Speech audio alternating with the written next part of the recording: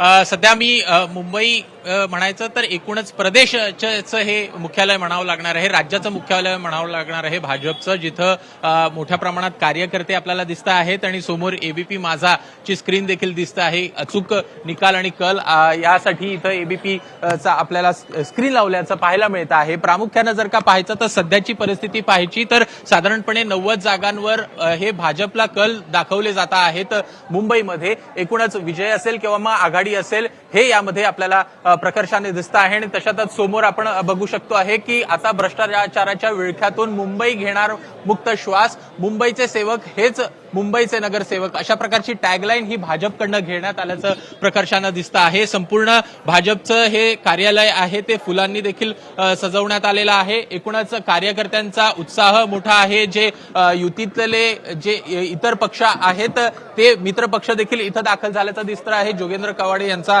RPI गट असेल, सोबतच शिवसेनेतले काही पदाधिकारी असेल, हे देखील इथं पोहोचलेले आहेत आणि थोड्याच वेळात मुख्यमंत्री देवेंद्र फडणवीस हे देखील इथं पोहोचतील. एकूणच जे राज्यामध्ये घवघवीत यश भाजपला मिळतं आहे त्याच पार्श्वभूमीवर इथं जल्लोष आपल्याला होताना पाहायला मिळणार आहे. मुख्यमंत्री थोड्याच वेळात दाखल होतील आणि नेमकं मुख्यमंत्री या सगळ्या यशावर काय बोलतात, काय भाष्य करतात हे बघणं देखील महत्वाचं असणार आहे.